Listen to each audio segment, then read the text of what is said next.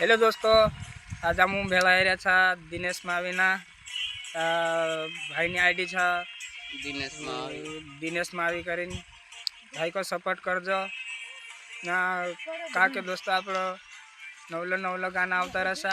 अभी भी गानो बनाई रहा था दोस्तों बेवफानो जो गानो भी आम तुम समझ जा दोस्तों गाई करीन आके जो गाना भी डालने वाला था दोस्तों। चलो तो हम तुमका 2 लाइन समझ दे जा। हो बेवफा